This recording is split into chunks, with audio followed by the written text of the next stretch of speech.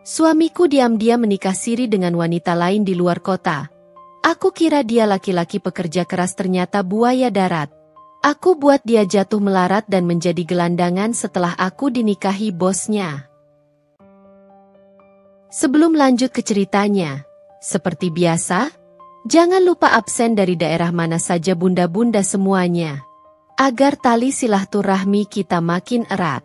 Yang sudah subscribe, semoga rezekinya makin lancar.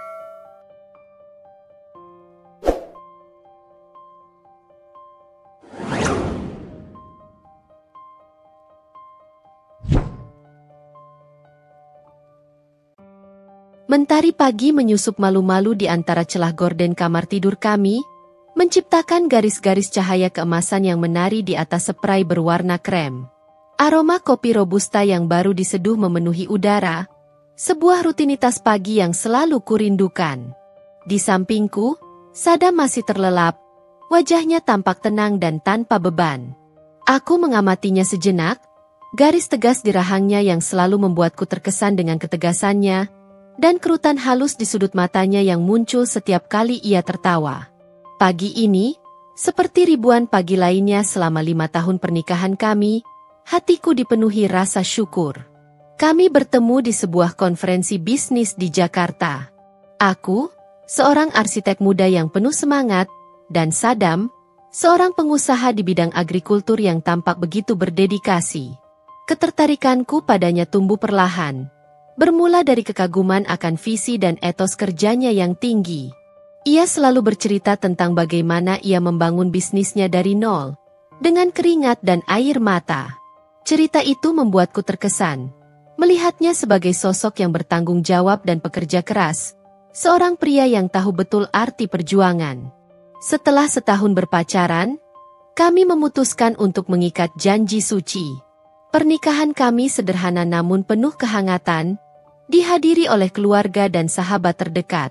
Sadam berjanji akan selalu menjagaku, mencintaiku tanpa syarat, dan bekerja keras untuk masa depan kami. Kata-kata itu terngiang jelas di benakku hingga hari ini.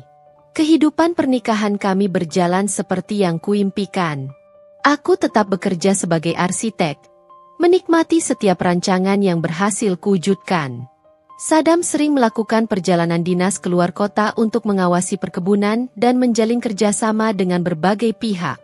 Awalnya, aku merasa sedikit kesepian setiap kali ia pergi, namun aku selalu menepisnya dengan pikiran positif. Aku percaya sepenuhnya padanya, pada kesetiaannya, dan pada tujuannya yang mulia, yaitu menafkahi keluarga kami.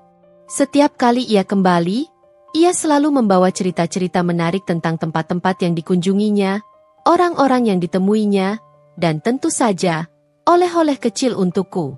Aku selalu menyambutnya dengan pelukan hangat dan senyuman tulus. Malam-malam kami diisi dengan obrolan ringan, berbagi cerita tentang hari yang kami lalui, dan merencanakan masa depan yang indah bersama. Di mata teman-temanku, kami adalah pasangan ideal. Mereka sering memuji keharmonisan rumah tangga kami, kesuksesan Sadam dalam karirnya, dan kebahagiaan yang terpancar dari wajahku. Aku mengamini semua itu dalam hati, merasa beruntung telah menemukan belahan jiwaku. Pagi ini, Sadam berpamitan lagi untuk dinas luar kota. Ia mengecup keningku lembut, mengucapkan janji untuk segera kembali, dan berpesan agar aku menjaga diri baik-baik. Aku mengantarnya hingga depan pintu, melambaikan tangan hingga mobilnya menghilang di ujung jalan. Sebuah perasaan hampa selalu menyelimutiku setiap kali ia pergi. Namun kali ini, ada sedikit keanehan yang sulit kujelaskan. Sebuah bayangan samar, seperti awan kecil yang melintas di langit cerah hatiku. Aku mencoba mengabaikannya, meyakinkan diri bahwa ini hanyalah perasaan sesaat, efek dari kesendirian yang akan segera berlalu. Aku kembali masuk ke dalam rumah, menghirup dalam-dalam aroma kopi yang masih tersisa, mencoba mengusir pergi perasaan aneh itu dan kembali fokus pada pekerjaanku. Namun, tanpa kusadari, benih keraguan telah tertanam, siap untuk tumbuh dan merenggut semua kebahagiaan yang selama ini kurasakan. Hari-hari setelah kepergian Sadam berlalu seperti biasa, namun ada yang berbeda dalam diriku. Perasaan aneh yang muncul saat ia berpamitan terus menghantuiku. Aku mencoba menyibukkan diri dengan pekerjaan, menyelesaikan beberapa proyek desain yang menumpuk. Namun, di sela-sela garis rancangan dan palet warna, bayangan wajah Sadam dan perasaanku yang tak menentu selalu hadir. Malam itu, rasa lelah setelah seharian bekerja membuatku tertidur lebih awal di sofa ruang keluarga sambil menonton televisi. Terbangun di tengah malam karena merasa haus, aku berjalan menuju kamar tidur untuk mengambil ponselku yang sedang diisi daya di nakas. Saat kulihat layar ponsel Sadam yang tergeletak di sana, sebuah notifikasi pesan singkat menyala. Bukan notifikasi dari aplikasi yang biasa ia gunakan untuk pekerjaan atau keluarga. Ini adalah aplikasi pesan instan yang jarang ia buka di depanku. Jantungku berdebar tanpa alasan yang jelas. Ada dorongan kuat dalam diriku untuk melihat isi pesan itu. Sebuah bisikan kecil namun memaksa yang sulit kuabaikan. Aku tahu ini salah. Ini adalah pelanggaran privasi, tetapi rasa penasaran dan kecemasan mengalahkan akal sehatku.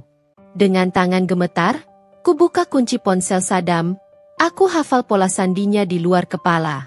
Pesan itu singkat, hanya terdiri dari beberapa kata, namun mampu merobek ketenangan yang selama ini kurasakan. Nama seorang wanita asing tertera di sana, diikuti dengan kalimat yang begitu mesra dan intim. Selamat malam, sayang.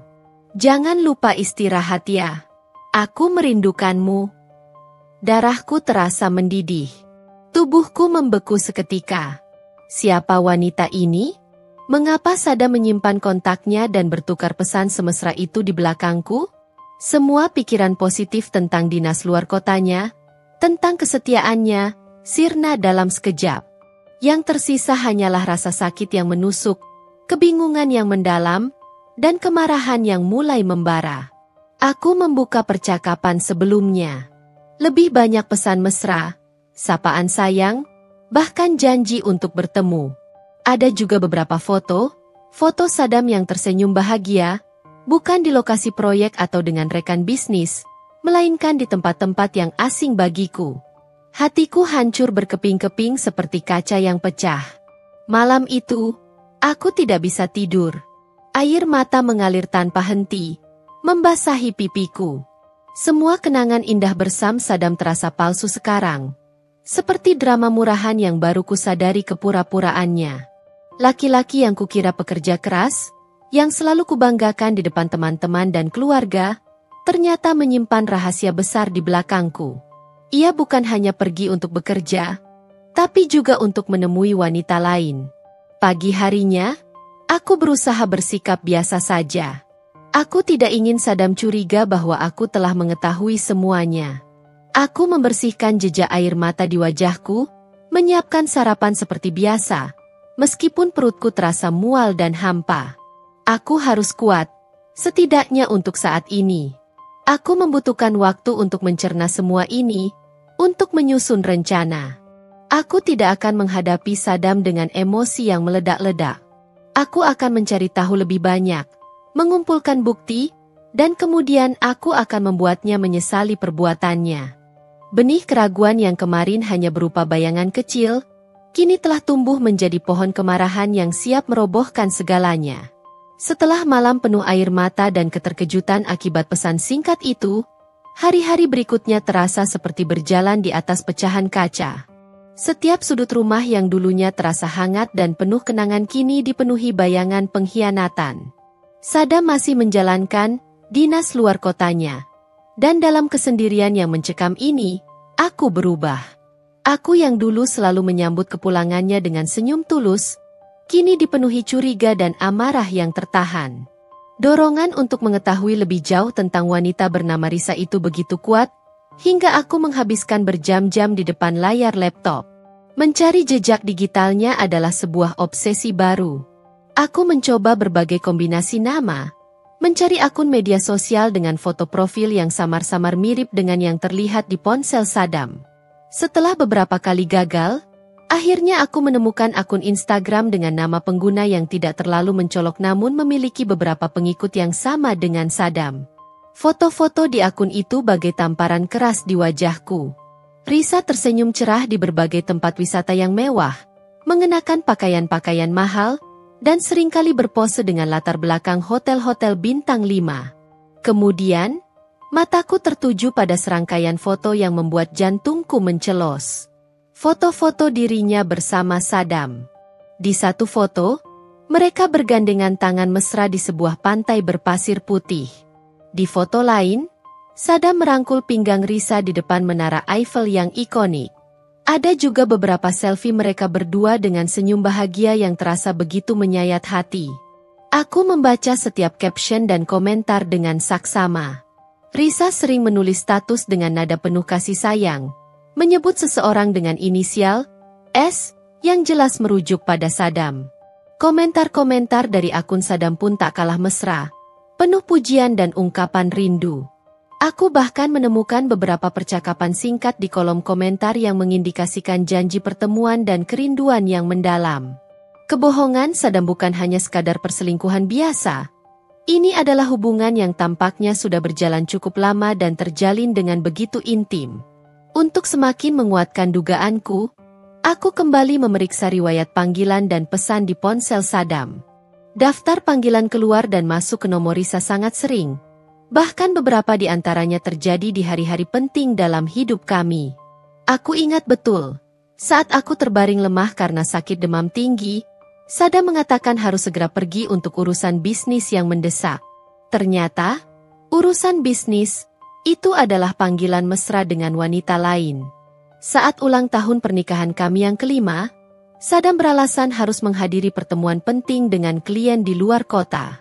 Sekarang aku tahu, klien itu bernama Risa. Perasaan bodoh dan tertipu menghantuiku. Bagaimana bisa aku sebegitu naifnya? Apakah aku terlalu dibutakan oleh cinta dan kepercayaan hingga tidak melihat tanda-tanda perselingkuhan ini? Aku mencoba mengingat kembali setiap detail interaksi kami, mencari kejanggalan yang mungkin dulu kuabaikan. Ada beberapa kali Saddam tampak lebih protektif terhadap ponselnya. Beberapa kali ia menerima telepon dan berbicara dengan suara pelan sambil menjauh dariku. Dulu, aku hanya menganggapnya sebagai urusan pekerjaan yang sensitif. Sekarang, semua itu terasa seperti potongan-potongan puzzle yang akhirnya menyusun gambar pengkhianatan yang mengerikan. Saat malam semakin larut, aku tidak bisa lagi menahan diri. Aku membuka laptop Saddam yang tergeletak di meja kerjanya. Sebagai istrinya, aku tahu kata sandinya. Aku menjelajahi folder-folder di dalamnya, mencari petunjuk lebih lanjut. Aku membuka email-emailnya, membaca setiap pesan masuk dan keluar.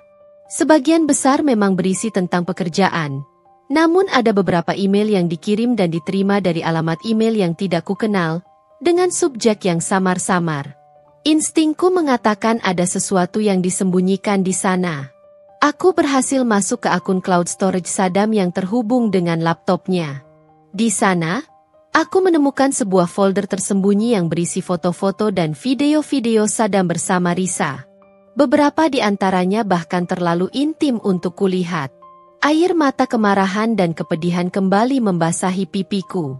Ini bukan lagi sekadar dugaan. Ini adalah bukti nyata dari pengkhianatan yang begitu dalam. Namun, di tengah rasa sakit yang luar biasa, muncul juga secercah tekad. Aku tidak akan membiarkan ini berlalu begitu saja. Aku tidak akan menjadi wanita yang hanya bisa menangis dan meratapi nasib. Aku akan bangkit. Aku akan membuat Saddam menyesali setiap kebohongan dan pengkhianatan yang telah ia lakukan. Kemudian, perhatianku tertuju pada folder lain di laptop Saddam yang berisi dokumen-dokumen bisnis. Laporan keuangan, catatan transaksi, kontrak kerjasama. Meskipun aku tidak memiliki latar belakang bisnis yang kuat, aku mulai membacanya dengan saksama. Ada beberapa angka yang tampak tidak sesuai, beberapa transaksi dengan nominal besar yang tidak jelas peruntukannya. Aku mulai membuat catatan, menyalin dokumen-dokumen penting ke hard drive eksternalku. Ada firasat kuat dalam diriku bahwa informasi ini akan sangat berguna nanti. Mungkin, di balik topeng pekerja kerasnya, ada sisi lain dari Saddam yang belum ku ketahui. Dan aku bertekad untuk mengungkap semuanya. Saddam akan kembali besok. Aku harus bersikap tenang, menyambutnya seperti biasa, sambil menyimpan bara api kemarahan dan rencana pembalasan di dalam hatiku. Permainan yang sesungguhnya baru akan dimulai. Kepulangan Saddam seharusnya menjadi momen yang kurindukan. Namun kali ini, melihatnya melangkah masuk rumah dengan senyum merekah dan membawa sekantung kecil oleh-oleh terasa seperti menyaksikan sebuah sandiwara murahan. Pelukan hangatnya terasa hampa. Bibirnya yang mengecup keningku kini terasa menjijikan. Aroma maskulin yang biasanya kurindukan bercampur dengan jejak parfum wanita asing yang samar namun menusuk hidungku, menjadi bukti bisu pengkhianatannya. Ia bercerita dengan antusias tentang proyek perkebunan baru di Jawa Timur yang menurutnya sangat menjanjikan. Tentang pertemuan penting dengan calon investor yang berjalan lancar. Aku menanggapinya dengan senyum tipis yang kupaksakan. Sesekali mengangguk dan bertanya seperlunya.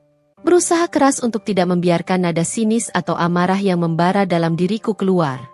Di dalam hatiku, setiap kata yang terucap dari bibirnya terasa seperti lapisan kebohongan yang semakin memperdalam luka. Malam itu, di bawah rembulan yang bersinar samar, Saddam tertidur lelap di sampingku. Suaranya yang mendengkur halus dulu terasa menenangkan, kini justru mengiris hatiku. Aku berbaring di sampingnya. Mataku terbuka lebar menatap langit-langit kamar yang gelap. Pikiranku kembali berputar pada bukti-bukti yang telah kukumpulkan, pada foto-foto mesranya dengan wanita lain, pada transaksi keuangan yang mencurigakan. Setelah memastikan Saddam benar-benar terlelap, aku bangkit dengan hati-hati dan kembali berkutat dengan laptopnya. Cahaya layar menerangi wajahku yang tegang. Aku meneliti lebih dalam setiap transaksi keuangan yang janggal. Transfer dana ke rekening atas nama yang tidak kukenal dengan keterangan, biaya operasional, yang berulang kali muncul dalam jumlah besar. Kwitansi hotel mewah di kota-kota yang tidak pernah Saddam sebutkan dalam jadwal dinasnya. Pembelian tiket pesawat kelas bisnis dengan nama Saddam dan seorang wanita. Semuanya semakin jelas membentuk sebuah pola pengkhianatan yang sistematis dan terencana. Amarahku bukan lagi sekadar luapan emosi sesaat. Ini adalah kemarahan dingin yang membakar perlahan namun pasti. Ia tidak hanya mengkhianati ikrar pernikahan kami, tetapi juga mungkin telah menggunakan uang hasil kerja kerasku selama ini untuk membiayai perselingkuhannya. Harga diriku terasa tercabik-cabik. Bagaimana bisa aku hidup begitu lama dengan seorang pria yang ternyata memiliki dua kehidupan yang sangat berbeda? Hari-hari berikutnya, aku mulai menarik diri dari Saddam. Aku menjadi lebih sering menghabiskan waktu di ruang kerja, dengan alasan tenggat waktu proyek yang mendesak. Aku menolak ajakannya untuk makan malam romantis di luar, mengatakan sedang tidak enak badan atau terlalu lelah. Sentuhan tangannya membuatku merinding jijik, dan aku selalu mencari alasan untuk menghindarinya. Saddam tampak memperhatikan perubahan sikapku. Ia beberapa kali bertanya apakah ada masalah. Namun aku selalu menjawab dengan senyum hambar dan mengatakan hanya sedang stres karena pekerjaan. Mungkin ia terlalu sibuk dengan selingkuhannya, hingga tidak terlalu peduli dengan perubahan suasana hatiku. Di balik sikap dingin dan menjaga jarak ini, aku diam-diam mulai bergerak. Aku menghubungi Risa, wanita itu, melalui media sosial dengan akun palsu. Aku mencoba menggali informasi tentang hubungannya dengan Saddam, berpura-pura menjadi teman dekatnya yang ingin tahu lebih banyak. Meskipun Risa tidak terlalu terbuka, aku berhasil mendapatkan beberapa petunjuk penting tentang seberapa dalam hubungan mereka dan janji-janji yang Saddam berikan padanya. Selain itu, aku juga menghubungi seorang teman lama di universitas yang kini berprofesi sebagai pengacara keluarga. Aku menceritakan situasiku secara garis besar, tanpa menyebut nama Saddam, dan menanyakan tentang hak-hak seorang istri dalam kasus perceraian dan pembagian harta gonogini. Temanku memberikan beberapa saran hukum yang sangat berharga dan merekomendasikan seorang pengacara yang ahli dalam kasus-kasus seperti ini. Aku juga mulai memindahkan sebagian besar tabunganku ke rekening pribadi atas namaku sendiri. Aku tidak ingin mengambil risiko kehilangan semuanya jika Saddam melakukan tindakan yang merugikan secara finansial. Aku juga mulai mencari informasi tentang aset-aset yang kami miliki bersama, seperti rumah, mobil, dan investasi lainnya. Aku mencatat semuanya dengan detail, mempersiapkan diri untuk proses hukum yang mungkin akan terjadi. Setiap malam, sebelum memejamkan mata, aku membayangkan saat di mana aku akan mengungkap semua kebohongannya.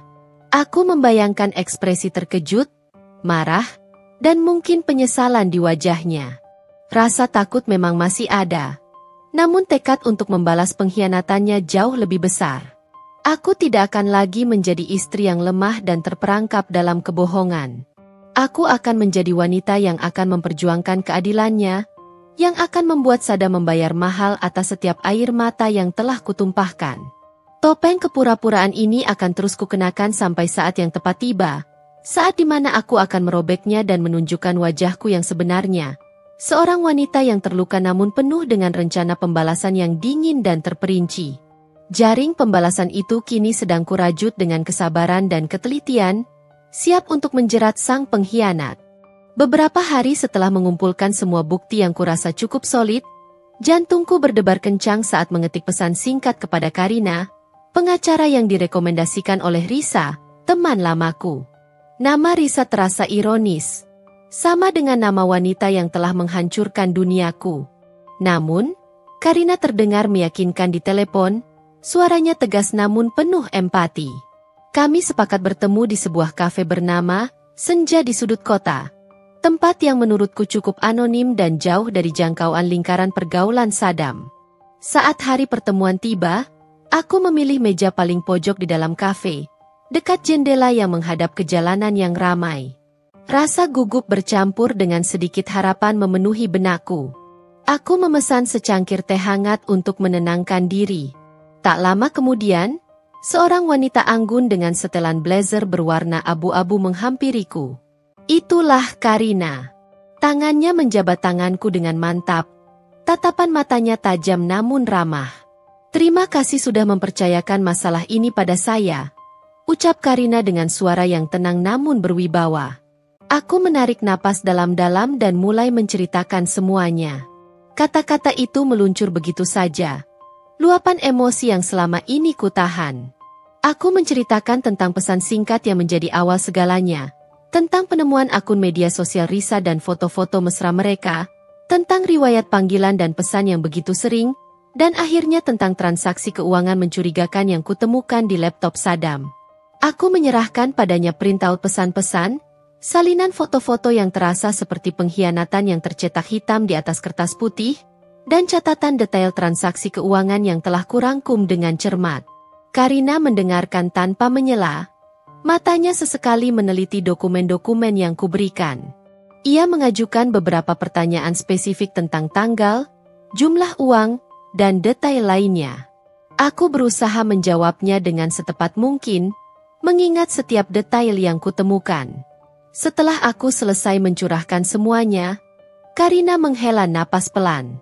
Kamu memiliki dasar yang sangat kuat untuk mengajukan gugatan cerai dengan alasan perselingkuhan. Bukti-bukti ini jelas menunjukkan adanya hubungan di luar nikah yang dilakukan oleh suami Anda. Terkait transaksi keuangan ini, kita perlu melakukan analisis lebih lanjut. Tetapi dari apa yang Anda tunjukkan, ada indikasi kuat adanya penyalahgunaan dana perusahaan. Ini bisa menjadi poin penting dalam pembagian harta gonogini, bahkan berpotensi mengarah pada tuntutan pidana jika terbukti ada unsur penipuan atau penggelapan. Mendengar kata-kata Karina, sebuah gelombang kelegaan menyelimuti hatiku. Akhirnya, ada seseorang yang melihat dan memvalidasi rasa sakit dan amarahku. Aku tidak lagi merasa gila atau berlebihan dalam menyikapi situasi ini. Karina menjelaskan langkah-langkah hukum yang akan diambil. Pertama, ia akan mempelajari semua dokumen secara mendalam. Kedua, ia akan menyiapkan draft gugatan cerai. Ketiga, ia akan mulai mengumpulkan informasi tambahan yang mungkin diperlukan, termasuk melacak aset-aset yang dimiliki Saddam dan perusahaan. Untuk saat ini, lanjut Karina dengan nada serius, saya sarankan Anda untuk tetap bersikap seperti biasa di depan suami Anda. Jangan biarkan ia curiga bahwa Anda sudah mengetahui semuanya. Ini akan memberikan kita keuntungan taktis dalam mengumpulkan bukti lebih lanjut dan mempersiapkan strategi hukum yang paling efektif. Biarkan ia merasa aman dalam kebohongannya. Saran Karina membuatku sedikit tidak nyaman. Berpura-pura tidak tahu apa-apa. Tersenyum dan melayani Saddam seperti biasa terasa seperti menusuk diriku sendiri. Namun, aku mempercayai profesionalismenya. Aku yakin ia memiliki alasan yang kuat untuk sarannya ini. Aku mengangguk setuju, meskipun dengan berat hati. Kami membahas tentang biaya pengacara dan perkiraan waktu yang dibutuhkan untuk proses perceraian ini. Karina menjelaskan semuanya dengan transparan, tanpa ada yang ditutup-tutupi.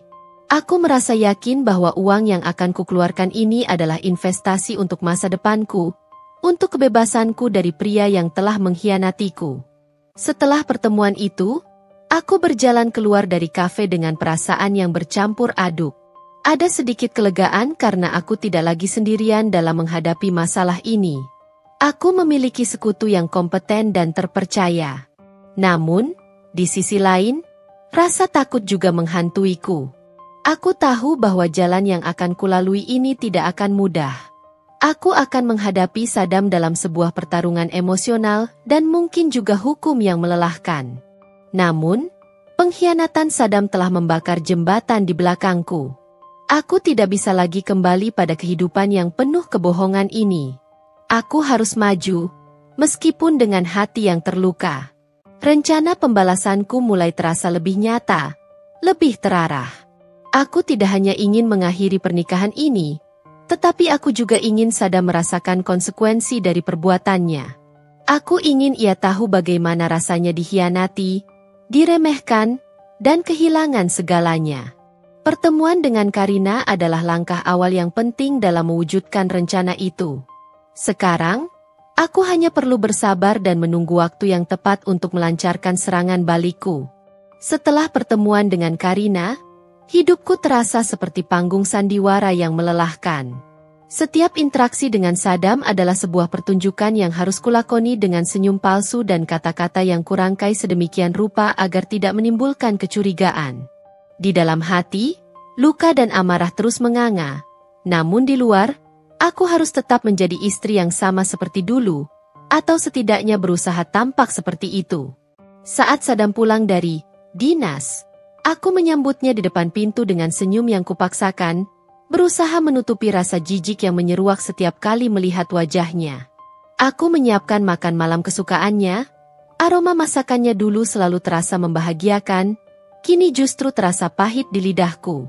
Aku bahkan mencoba menanyakan tentang pekerjaannya, tentang proyek-proyek yang sedang ia kerjakan, meskipun setiap jawaban yang ia berikan terasa seperti rangkaian kebohongan yang tersusun rapi.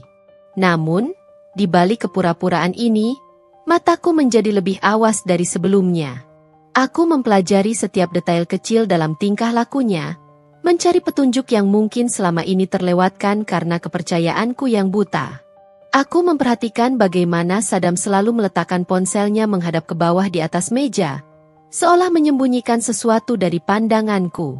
Setiap kali ada panggilan masuk yang tidak kukenal, ia selalu menjauh, berbicara dengan suara pelan dan berbisik, dengan alasan urusan bisnis yang sensitif. Dulu, aku menerimanya tanpa curiga. Sekarang, aku tahu pasti di balik panggilan itu ada suara wanita lain. Aku juga mulai melakukan investigasi kecil-kecilan terhadap keuangannya. Saat ia mandi atau tertidur, aku diam-diam memeriksa tagihan kartu kreditnya, mencari transaksi yang tidak bisa kujelaskan. Aku meneliti mutasi rekening bank bersama kami secara daring, mencari transfer dana yang mencurigakan.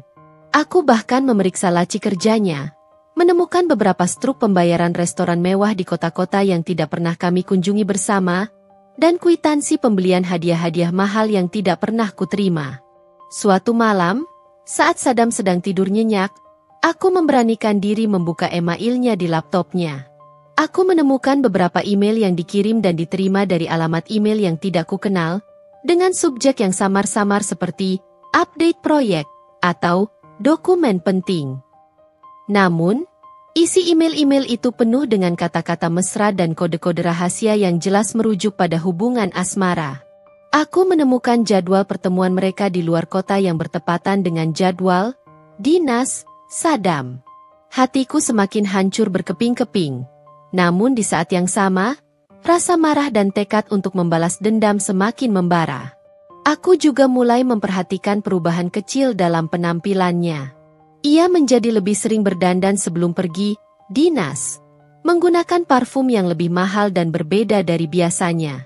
Ia bahkan membeli beberapa pakaian baru yang menurutku tidak sesuai dengan gaya kerjanya di perkebunan. Semua detail kecil ini semakin menguatkan dugaanku tentang perselingkuhannya. Malam-malam berlalu dalam kesunyian yang mencekam. Aku berbaring di samping Saddam yang terlelap, namun pikiranku terus berkecamuk. Aku membayangkan berbagai skenario pembalasan. Kadang-kadang, aku hanya ingin mengungkap semuanya di depan keluarganya dan keluargaku, mempermalukannya di depan semua orang yang mengenalnya. Di lain waktu, aku membayangkan ia kehilangan semua kekayaannya, hidup dalam kemiskinan dan penyesalan. Namun, bagian diriku yang lebih dingin dan kalkulatif tahu bahwa aku harus merencanakan semuanya dengan hati-hati, memastikan bahwa pembalasanku akan memberikan dampak yang maksimal. Aku semakin menarik diri dari interaksi dengan Saddam. Aku lebih sering menghabiskan waktu di luar rumah, dengan alasan bertemu klien atau mengerjakan proyek di lokasi lain. Aku membutuhkan ruang untuk bernapas, ruang untuk menjernihkan pikiran, dan ruang untuk menyusun strategi dengan Karina. Setiap kali Saddam bertanya tentang perubahan sikapku, aku hanya menjawab dengan nada lelah bahwa aku sedang stres karena pekerjaan. Ia tampak tidak terlalu peduli, mungkin karena pikirannya juga sedang tertuju pada wanita lain itu. Sandiwara ini terasa semakin berat. Namun aku tahu aku harus terus melanjutkannya. Aku harus tetap menjadi istri yang tidak curiga, istri yang masih mencintai dan mempercayai suaminya. Setidaknya sampai aku memiliki semua yang kubutuhkan untuk menghancurkannya. Di balik senyum palsuku, aku sedang merencanakan kejatuhannya. Aku sedang mengumpulkan setiap keping bukti, merajut jaring kebohongan yang akan menjeratnya. Dan ketika saatnya tiba, aku akan menarik tali itu dengan sekuat tenaga, membuatnya jatuh terpuruk dalam penyesalan dan kehancuran. Setelah menyerahkan semua bukti awal kepada Karina, aku merasa seperti memasuki babak baru dalam rencana pembalasanku. Aku tidak lagi hanya menunggu, tetapi aktif bergerak untuk mengumpulkan lebih banyak amunisi. Karina menugaskan seorang akuntan forensik bernama Daniel, seorang pria parubaya yang tenang dan teliti, untuk menganalisis labirin transaksi keuangan Saddam dan perusahaannya. Laporan awal Daniel bagai bom waktu yang siap meledak. Ia menemukan serangkaian transaksi mencurigakan yang mengarah pada pengeluaran pribadi Saddam yang signifikan, termasuk pembayaran kartu kredit atas nama Risa, transfer dana ke rekening yang tidak terafiliasi dengan bisnis, dan bahkan indikasi manipulasi faktur untuk menyembunyikan pengeluaran-pengeluaran ini. Dugaan penggelapan pajak juga mencuat, menambah daftar panjang pengkhianatan Saddam. Mendapati fakta-fakta ini membuatku semakin muak. Laki-laki yang selama ini kukenal sebagai sosok pekerja keras dan bertanggung jawab ternyata seorang penipu ulung yang tidak hanya mengkhianati pernikahanku tetapi juga mungkin melakukan tindakan kriminal. Namun, di tengah rasa jijik dan amarah, muncul juga rasa puas karena rencanaku mulai membuahkan hasil. Informasi ini akan menjadi senjata ampuh di pengadilan nanti. Karina menekankan pentingnya kesabaran. Kami tidak boleh terburu-buru mengajukan gugatan atau membuat laporan polisi. Kami harus memastikan memiliki bukti yang kuat dan tidak terbantahkan untuk setiap tuduhan. Sementara itu, aku terus memainkan peran istri yang tidak tahu apa-apa, sebuah sandiwara yang semakin menguras emosiku namun harus kulakoni demi keberhasilan rencana ini. Aku mulai menerapkan taktik kepo yang lebih halus saat berinteraksi dengan Saddam. Aku lebih sering bertanya tentang detail-detail kecil dalam bisnisnya, pura-pura tertarik dengan laporan keuangan yang biasanya kubiarkan begitu saja.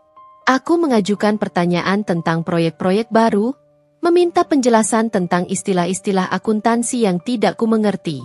Saddam tampak senang dengan minatku yang tiba-tiba merasa bahwa aku akhirnya mulai peduli dengan usahanya.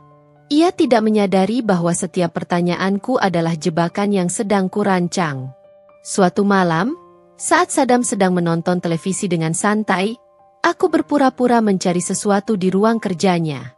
Dengan hati-hati, aku membuka laci mejanya dan menemukan sebuah map berwarna coklat yang terkunci. Instingku mengatakan ada sesuatu yang penting di dalamnya. Setelah beberapa kali mencoba berbagai kombinasi tanggal lahir kami, akhirnya aku berhasil membuka kunci map tersebut. Di dalamnya, aku menemukan salinan akta notaris kepemilikan beberapa aset pribadi Saddam yang selama ini ia sembunyikan dariku. Ada sertifikat tanah di daerah Bandung dan Malang, bukti kepemilikan saham di sebuah perusahaan startup yang sedang naik daun, dan polis asuransi jiwa dengan nilai miliaran rupiah yang ahli warisnya tertulis nama Risa. Penemuan ini bagai pukulan telak di ulu hatiku. Ia tidak hanya berselingkuh, tetapi juga telah merencanakan masa depannya dengan wanita lain, mengabaikanku sepenuhnya. Aku segera memotret semua dokumen itu dengan ponselku dan mengirimkannya kepada Karina. Informasi ini sangat krusial untuk perhitungan harta Gonogini dan menunjukkan niat buruk Saddam dalam menyembunyikan aset. Karina sangat terkejut dengan penemuan ini dan berjanji akan menggunakannya sebaik mungkin di pengadilan.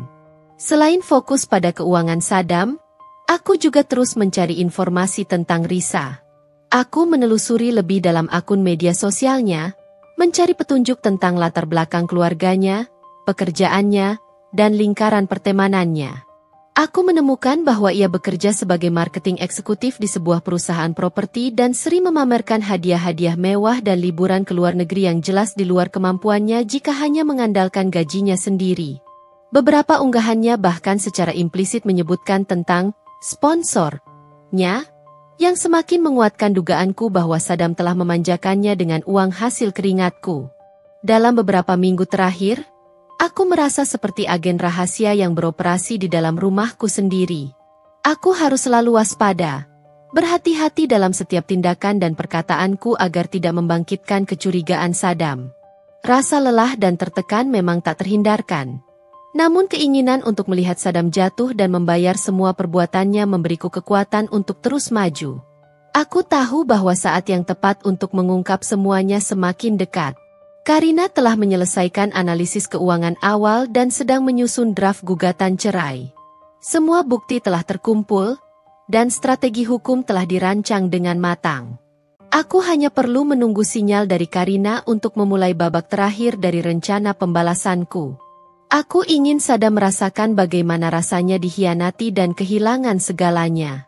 Aku ingin ia tahu bahwa ia telah meremehkan seorang wanita yang terluka namun memiliki tekad yang membara untuk menuntut keadilan. Setelah berminggu-minggu menahan badai dalam diam, menunggu sinyal dari Karina seperti seorang sniper yang mengintai targetnya, malam ini adalah malam eksekusi. Semua kepingan bukti telah terkumpul dengan rapi, draft gugatan cerai tercetak di atas kertas, dan strategi hukum telah kami susun dengan cermat. Aku menunggu kepulangan Saddam dari dinas luar kota dengan jantung berdebar keras. Bukan karena cinta atau kerinduan, melainkan karena perpaduan antara rasa gugup yang mencekam dan tekad yang membara untuk mengakhiri kebohongan ini. Aku menyiapkan makan malam sederhana, nasi goreng kesukaannya dan telur mata sapi, sebuah rutinitas yang dulu kulakukan dengan senang hati. Namun malam ini, setiap aroma masakan terasa hambar, dan pikiranku jauh melayang pada momen konfrontasi yang akan segera terjadi. Saat kunci berputar di pintu dan Saddam melangkah masuk, ia tampak kelelahan namun menyunggingkan senyum khasnya. Ia mencium keningku sekilas, sebuah ciuman mekanis tanpa kehangatan, dan bertanya dengan nada datar tentang hariku. Ada yang ingin kubicarakan, ucapku dengan suara yang berusaha kukendalikan agar tetap tenang, meskipun gemetar halus terasa di ujung jariku. Aku duduk di sofa ruang tamu, menunggunya untuk duduk di hadapanku. Saddam mengerutkan kening, merasakan perubahan atmosfer yang tiba-tiba. Ada apa, sayang? Kamu terlihat tegang. Ia duduk di sofa seberang, melepas dasinya dengan gerakan malas. Aku menarik napas dalam-dalam, mencoba mengumpulkan semua keberanian yang tersisa. Dengan gerakan mantap, Ku keluarkan ponselku dan menyodorkannya ke arah Sadam. Di layar terpampang jelas foto-foto dirinya dengan Risa, berbagai pose mesra dan intim yang kutemukan di media sosial wanita itu. Wajah Sadam berubah pucat seketika. Senyumnya lenyap. Matanya membulat karena terkejut dan panik. Ini tidak seperti yang kamu pikirkan. Elaknya dengan suara tercekat, mencoba meraih ponsel di tanganku. Aku menarik ponsel itu menjauh. Oh ya? Lalu ini apa? Tanyaku dengan nada dingin yang bahkan membuatku sendiri terkejut. Aku membuka galeri dan menunjukkan salinan pesan-pesan mesra mereka, kata-kata sayang dan janji-janji yang dulu seharusnya menjadi milikku. Dan ini, tanpa menunggu jawabannya, aku menyodorkan catatan transaksi keuangan yang mencurigakan, bukti transfer dana ke rekening Risa, dan salinan kwitansi hotel mewah di kota-kota yang tidak pernah kami kunjungi bersama. Sadam terdiam membisu, tubuhnya menegang. Wajahnya kini benar-benar kehilangan warna. Ia tidak bisa lagi menyangkal semua bukti yang terhampar di depannya. Kebohongannya telah terbongkar sepenuhnya. Aku bisa jelaskan, katanya lirih setelah beberapa saat. Suaranya bergetar dan penuh keputusasaan. Ia mencoba meraih tanganku, namun aku menariknya menjauh, jijik dengan sentuhannya. Air mata akhirnya mengalir di pipiku, bukan lagi air mata kesedihan yang pasrah, melainkan air mata kemarahan yang membara dan kekecewaan yang selama ini kutahan dengan susah payah.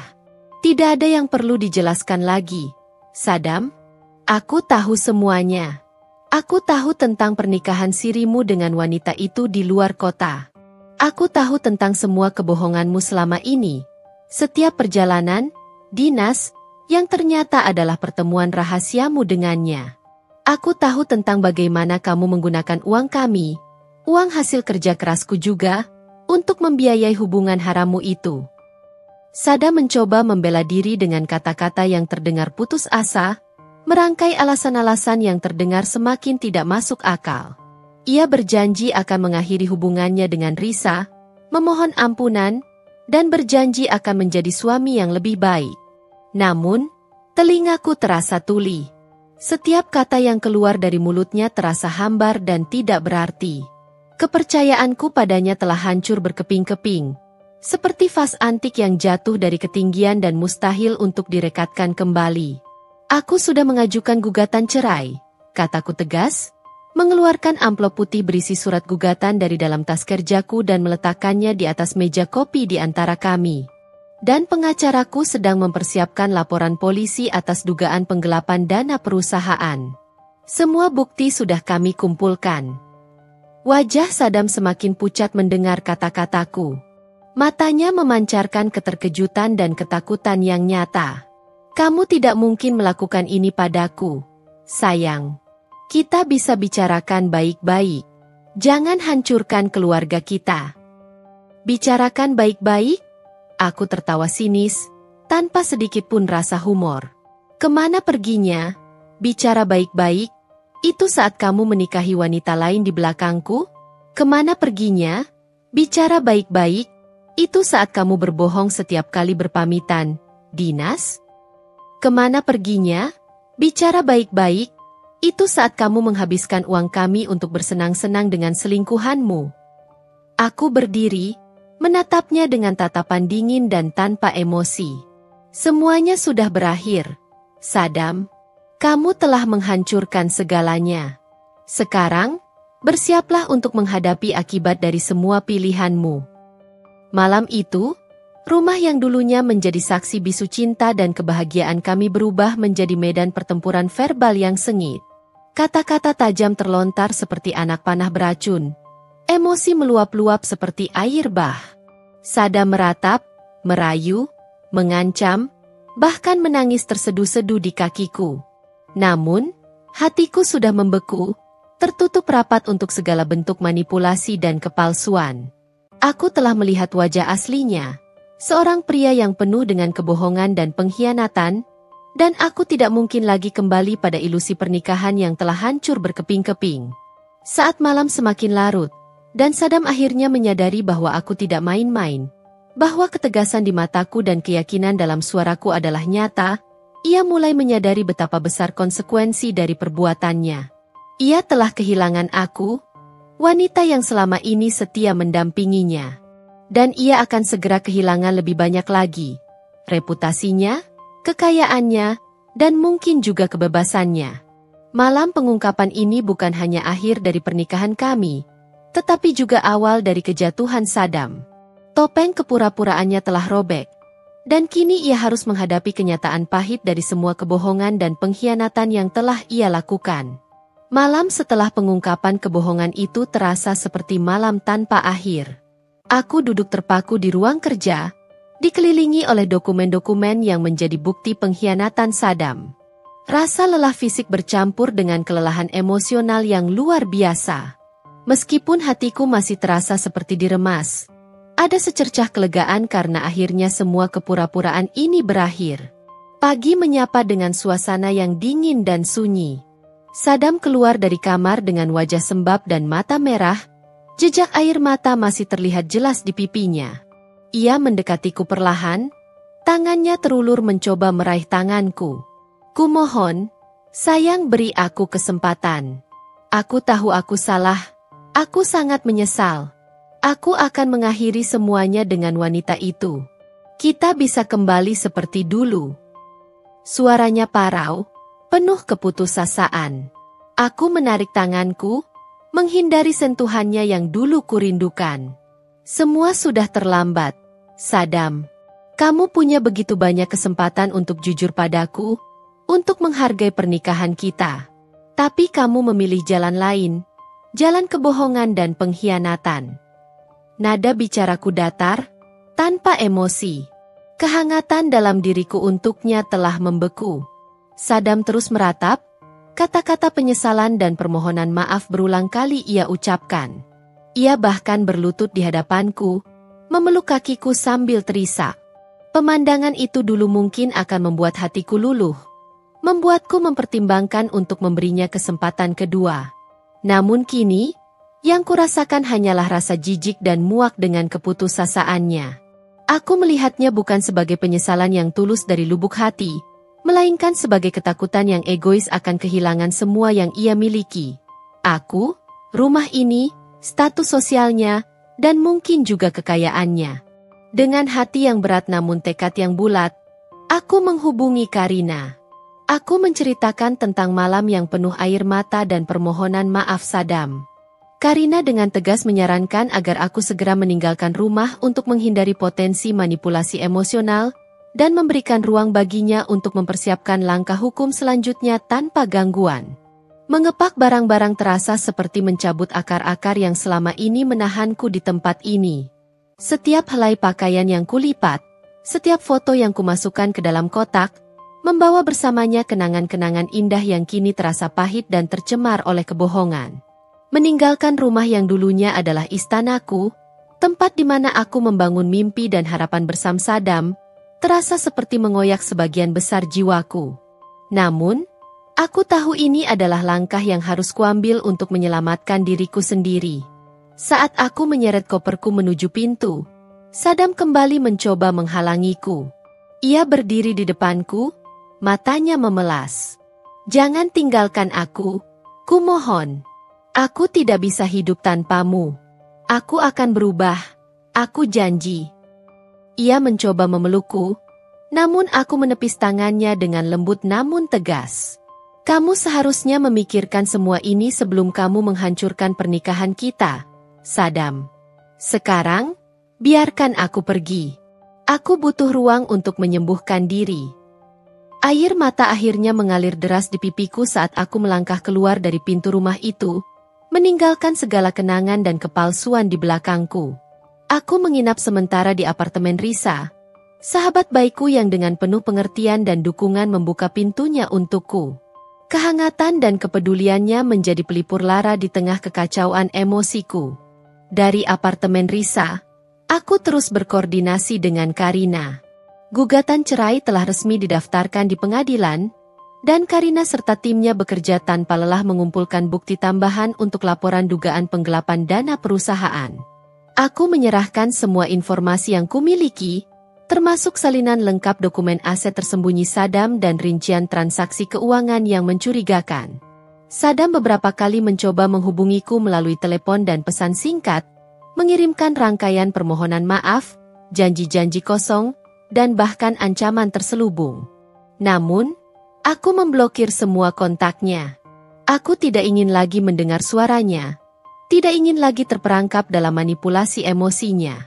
Aku membutuhkan ruang dan waktu untuk menyembuhkan luka hatiku dan memfokuskan diri pada masa depan. Karina memberitahuku bahwa Saddam sangat terkejut dan marah dengan tindakan cepatku. Ia tidak menyangka bahwa aku akan benar-benar meninggalkannya dan mengambil langkah hukum secepat ini. Ia mulai menghubungi teman-teman dan keluarga kami, mencoba memutarbalikkan fakta, menyebarkan cerita versinya, dan mencari dukungan. Namun, aku percaya bahwa kebenaran akan terungkap pada waktunya. Dalam beberapa hari pertama tinggal di apartemen Risa, aku merasa seperti terapung dalam kehampaan. Rasa sakit dan kehilangan masih begitu kuat. Namun perlahan, seiring berjalannya waktu dan dukungan dari Risa dan Karina, aku mulai merasakan secercah harapan dan kekuatan yang baru. Aku tidak lagi merasa menjadi korban yang tak berdaya. Aku telah mengambil kendali atas hidupku, membuat keputusan yang sulit namun penting. Langkah tegasku untuk meninggalkan rumah dan mengajukan gugatan cerai adalah awal dari babak baru dalam hidupku, babak di mana aku akan memperjuangkan keadilan, membangun kembali harga diriku, dan menemukan kebahagiaanku sendiri tanpa bayang-bayang pengkhianatan. Minggu-minggu setelah aku meninggalkan rumah terasa seperti maraton emosional yang melelahkan namun penuh harapan. Aku menjadikan apartemen Risa sebagai tempat perlindungan sementara, di mana aku mencoba menyusun kembali kepingan-kepingan hatiku yang hancur sambil terus berkoordinasi dengan Karina. Karina, dengan ketenangan dan profesionalismenya, menjadi jangkar dalam badai kehidupanku. Ia mengurus semua detail hukum, mulai dari pengajuan berkas hingga komunikasi dengan pengadilan, membebaskanku dari beban birokrasi yang menyakitkan. Sidang perceraian pertama digelar dalam suasana yang tegang. Saddam, yang mungkin masih berharap ini semua hanyalah mimpi buruk yang akan segera berakhir, tidak hadir. Ketidakhadirannya justru semakin menguatkan posisiku di mata hakim. Namun, pada sidang kedua, ia muncul dengan wajah pucat pasi dan mata cekung, didampingi seorang pengacara muda yang tampak gugup. Pengacaranya langsung mengajukan permohonan mediasi, menawarkan berbagai macam kompromi yang menurutnya bisa membuatku mempertimbangkan kembali gugatan cerai. Ia menjanjikan perubahan sikap Saddam, jaminan kesetiaan, bahkan tawaran sejumlah uang sebagai itikat baik. Namun, hatiku sudah tertutup rapat. Kepercayaan yang telah dihancurkan Saddam terlalu fundamental untuk diperbaiki dengan kata-kata manis atau janji kosong. Proses persidangan selanjutnya berjalan dengan alot dan penuh drama. Pengacara Saddam berusaha mati-matian untuk menyangkal bukti-bukti perselingkuhan yang kami ajukan, mencoba mengaburkan fakta dan menyerang kredibilitasku. Mereka juga berusaha menyembunyikan aset-aset Saddam yang selama ini tidak kuketahui keberadaannya.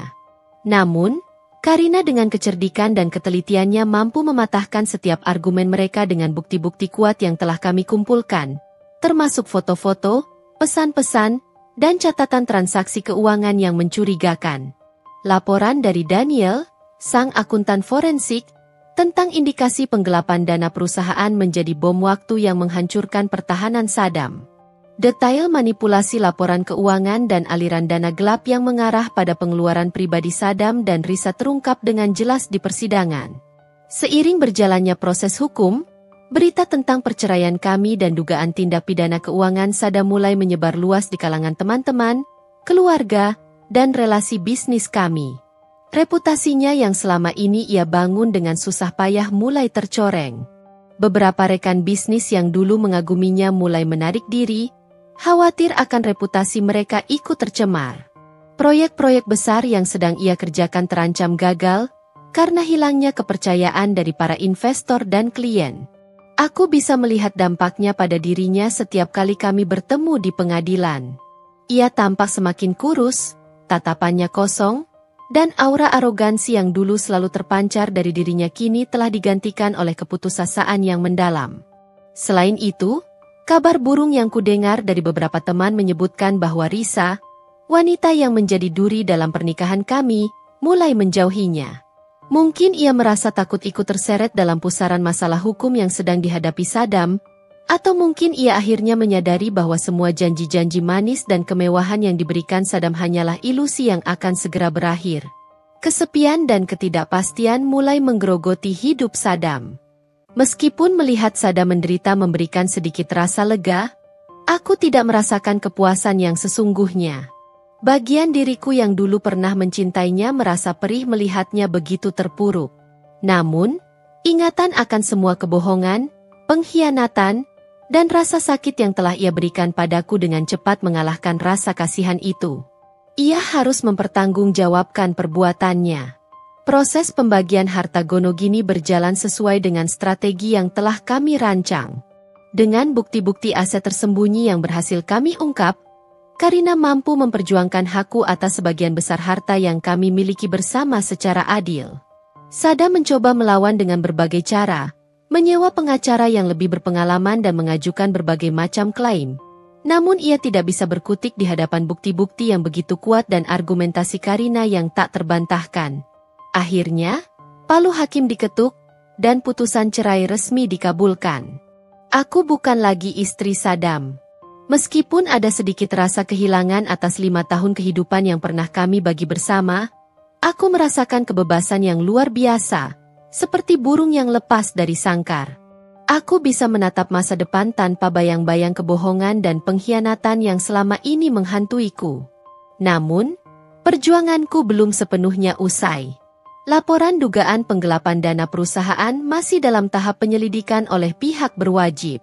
Karina meyakinkanku bahwa dengan bukti-bukti yang telah kami serahkan, Saddam akan segera dipanggil untuk dimintai keterangan dan kemungkinan besar akan menghadapi tuntutan hukum. Aku hanya perlu bersabar dan menunggu keadilan ditegakkan sepenuhnya. Melihat Saddam yang semakin terpuruk, kehilangan reputasi, kekayaan, dan bahkan wanita yang menjadi alasan ia mengkhianatiku, aku mulai menyadari bahwa rencanaku untuk membuatnya jatuh melarat dan menjadi gelandangan mungkin akan terwujud dengan sendirinya, sebagai konsekuensi alami dari perbuatannya.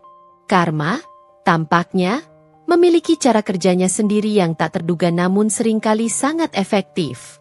Aku hanya perlu menyaksikan babak terakhir dari kejatuhannya.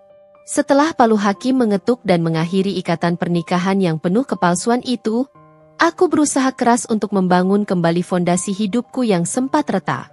Aku menemukan sebuah apartemen mungil namun nyaman dengan pemandangan kota yang menenangkan. Di sana, dikelilingi oleh buku-buku dan sketsa-sketsaku, aku mencoba menata kembali hatiku yang terluka dan merajut mimpi-mimpi baru. Pekerjaanku sebagai arsitek kembali memberikan kesibukan dan kepuasan, dan aku mulai membuka diri untuk menghabiskan waktu bersama teman-teman, menikmati tawa dan kehangatan yang sempat hilang dari hidupku.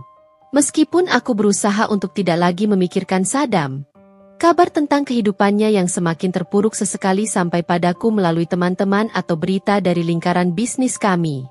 Proses hukum atas dugaan penggelapan dana perusahaan terus bergulir, dan setiap perkembangan yang kudengar semakin memberatkan posisinya. Beberapa mantan rekan bisnisnya, yang merasa dirugikan oleh tindakan Saddam, memberikan kesaksian yang memberatkan di pengadilan. Jaring kebohongan dan kecurangan yang dulu ia rajut kini menjeratnya dengan kuat.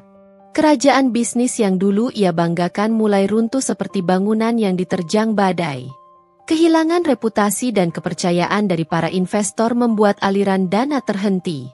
Proyek-proyek ambisiusnya banyak yang terbengkalai, meninggalkan jejak kerugian yang menganga. Ia terpaksa menjual aset-aset pribadinya satu persatu, mulai dari mobil mewah hingga beberapa properti, hanya untuk menutupi hutang dan membayar biaya pengacara yang terus membengkak seperti parasit yang menggerogoti hartanya. Kabar tentang hubungannya dengan Risa juga mencapai telingaku.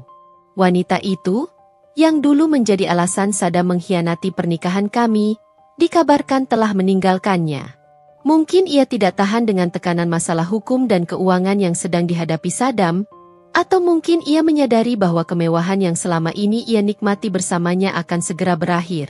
Sadam benar-benar sendiri, terisolasi dari semua orang yang pernah ada di sekitarnya. Suatu sore yang cerah, aku memutuskan untuk berjalan-jalan di taman kota, mencari udara segar dan ketenangan di tengah hiruk-pikuk perkotaan. Aku duduk di salah satu bangku di bawah rindangnya pohon, menikmati semilir angin yang menyegarkan. Tanpa sengaja, mataku menangkap sosok yang familiar duduk termenung di bangku tidak jauh dariku. Itu Sadam. Penampilannya sangat berbeda dari terakhir kali aku melihatnya di ruang sidang yang dingin. Ia terlihat jauh lebih kurus. Pakaiannya tampak lusuh dan tidak terawat, dan tatapan matanya kosong, seolah jiwanya telah lama meninggalkan raganya. Aura arogan dan percaya diri yang dulu selalu melekat padanya telah sepenuhnya lenyap, digantikan oleh keputusasaan yang menyayat hati. Ia tampak seperti seorang pria yang kehilangan pegangan hidup. Aku terdiam sejenak, jantungku berdebar tidak menentu. Ada pergulatan batin dalam diriku. Haruskah aku menghampirinya? Apakah ia pantas mendapatkan perhatianku setelah semua yang telah ia lakukan? Di satu sisi, ada sisa-sisa rasa iba melihat kondisinya yang begitu menyedihkan. Namun, di sisi lain, luka pengkhianatan dan rasa sakit yang dulu ia torehkan masih terasa begitu nyata. Setelah beberapa saat mempertimbangkan, rasa kemanusiaan dalam diriku akhirnya mendorongku untuk mendekat. Sadam, sapaku pelan, berusaha tidak terdengar menghakimi. Ia mendongak perlahan, dan raut wajahnya menunjukkan keterkejutan bercampur rasa malu yang mendalam. "Kamu, apa yang kamu lakukan di sini?" Suaranya serak dan nyaris tak terdengar. "Aku hanya sedang berjalan-jalan mencari udara segar," jawabku singkat, mencoba menjaga jarak emosional. Aku duduk di bangku yang agak berjauhan darinya, memberikan ruang di antara kami. Kami terdiam beberapa saat, hanya suara riuh rendah taman dan kicauan burung yang mengisi keheningan yang canggung. Akhirnya, Sada membuka suara, nadanya penuh keputusasaan. Aku kehilangan semuanya. Bisnisku hancur lebur. Semua orang meninggalkanku. Risa juga pergi. Suaranya tercekat oleh emosi yang tertahan. Aku hanya mengangguk pelan, tidak tahu harus berkata apa.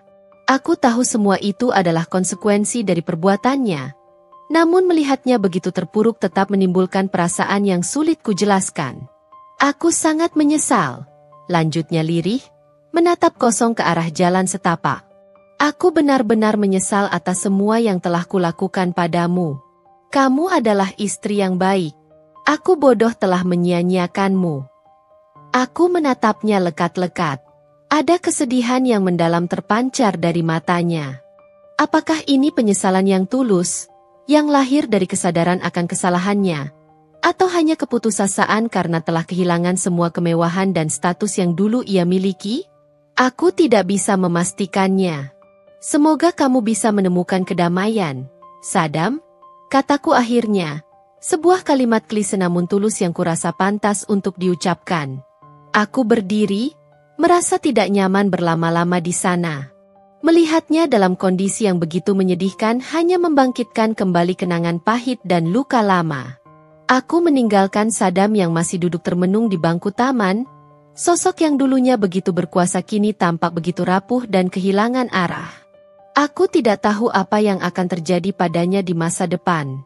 Namun, aku tahu bahwa aku telah melakukan apa yang harus kulakukan untuk melindungi diriku sendiri dan membangun kembali hidupku. Kejatuhan Sadam adalah konsekuensi langsung dari pilihan-pilihannya, dan aku tidak akan membiarkan rasa iba menghentikanku untuk terus melangkah maju menuju masa depan yang lebih baik. Seiring berjalannya waktu, kehidupan baruku semakin tertata. Apartemen kecilku terasa hangat dan penuh kedamaian. Karierku di bidang arsitektur kembali bersinar, bahkan beberapa proyek besar mulai kupegang. Lingkar pertemananku semakin solid, memberikan dukungan dan tawa yang dulu sempat meredup. Luka di hatiku perlahan mengering, meninggalkan bekas yang akan selalu mengingatkanku pada masa lalu. Namun tidak lagi terasa menyakitkan. Kabar tentang Sadam semakin jarang mencapai telingaku. Dunia kami terasa semakin jauh terpisah. Sesekali, samar-samar terdengar berita dari teman-teman lama atau sekilas unggahan di media sosial tentang bisnisnya yang semakin karam dan kasus hukumnya yang terus menjerat. Ia dikabarkan semakin mengasingkan diri, dijauhi oleh mantan kolega dan teman-teman yang dulu selalu mengelilinginya. Kesepian dan penyesalan tampaknya menjadi teman setianya kini. Suatu malam yang dingin, Karina menghubungiku dengan nada serius. Ada perkembangan signifikan dalam kasus penggelapan dana perusahaan Saddam. Beberapa saksi kunci yang sebelumnya bungkam akhirnya bersedia memberikan keterangan yang memberatkan. Bukti-bukti baru juga ditemukan yang semakin memperkuat dugaan tindak pidana keuangan yang dilakukannya. Karina memperkirakan, tuntutan pidana akan segera diajukan. Mendengar berita itu, aku tidak merasakan luapan kegembiraan atau dendam yang terpuaskan. Yang kurasakan hanyalah kelelahan yang mendalam dengan semua drama ini. Aku berharap semuanya bisa segera berakhir, dan aku bisa benar-benar mengubur masa lalu dan fokus sepenuhnya pada masa depan yang lebih cerah. Beberapa bulan kemudian, takdir mempertemukanku kembali dengan Saddam dalam situasi yang tak terduga dan menyayat hati. Saat itu, aku sedang berjalan kaki menuju pasar malam yang ramai di dekat apartemenku, mencari beberapa camilan untuk menemani malamku. Di antara kerlap-kerlip lampu dan hiruk-pikuk pedagang, mataku tanpa sengaja menangkap sosok yang sangat familiar sedang mengais-ngais di tempat sampah di ujung jalan. Itu Saddam. Penampilannya jauh lebih mengenaskan dari pertemuan terakhir kami di taman.